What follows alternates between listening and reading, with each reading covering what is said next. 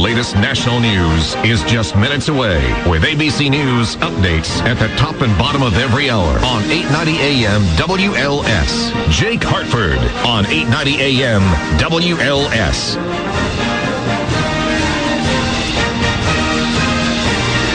.623. You know, we talk about how some other religions, they practice. Look at that woman the other day. They were going to stone in Iran. What they do, they bury the people up to their shoulders, and then they throw stones. They were going to do that the other day, and they stopped it. They postponed it, I think, for a week or two, and then I think they're just going to have a doubleheader next week, something like that. It's 6:24. Speaking of sports, I know, not a good segue. White Sox, go, White Sox. Let's go, White Sox. Now, see, the bandwagon has stopped. Yeah, the bandwagon's gone. There we go. We'll stay on this bandwagon for another game or two. Let me tell you, my friends, Notre Dame plays Michigan today. The Fighting Irish take on those Wolverines. Pre-game with Chuck Kopik starts at 1 o'clock. 1:30 kickoff time. Right here on WLS. Your home for Notre Dame. It's also your home for Joe Rozanski with our sports. Good morning, Joe. Oh, Nelly. It's going to be a big day today. Well, it'll be a big one in college football. Yes, sir. You bet. Good morning, Jake. Well, Notre Dame is playing host to Michigan today. Ought to be a real good game. That's a big one. Yes, and Notre Dame's actually favored. Yep. Favored by 4 points. Won last week. Beat the spread. Northwestern will be hosting. It's their homecoming. It's Illinois State at Northwestern. All right, let's move on from there. Sox won yesterday, but Minnesota won, right? No, the Sox actually gained a game on Minnesota. Really? Minnesota's magic number stayed at 17 when the White Sox got 3 eighth-inning runs and beat the Royals 4-3. A.J. Przinsky, who's really been hot lately, hit a go-ahead 2-run double with 2 out in the 8th inning. How many are they behind now? 5 games. Oh, forget it. But they ended their 3-game losing streak. That was sad. 3 out of 4 to Detroit. Right. Very sad. Very sad. But Ozzie Guillen was ejected again for the 6th time because the Joe West umpiring crew called 2 more balks on Mark Burley.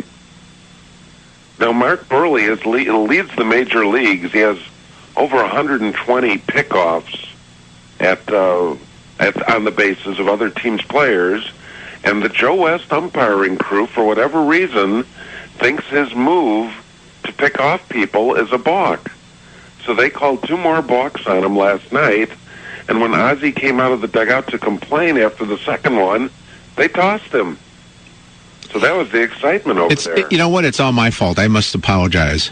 What did you do now? Well, if I had played Joe West's his CD, his country music CD, he wasn't going to call any balks on Burley. No, and I said, no, I'm not playing it. Sorry. Oh. You know, if the Sox lose by 1 game, I know, it's my fault. Feel so bad. All right, speaking of losers, Bears bandwagon starts tomorrow, although it's more of a circus clown car. That's true. That's true. But, you know, the good news is Detroit has lost 20 straight road games going back to October of 2007, when, of course, they beat the Bears at Soldier Field. And the Bears are favored by 6.5. If they don't win this tomorrow, you might as well just, I don't know. Well, I know what you suggest. I've predicted that the Bears will win 5 games this year, and this has to be one of them. If they don't win today or tomorrow, it's going to be sad. Now, the bright spot, how are the Yankees doing? How are my Yankees doing? Let's talk about the Bears some more, Jake. The Yankees lost 6-5 to Texas.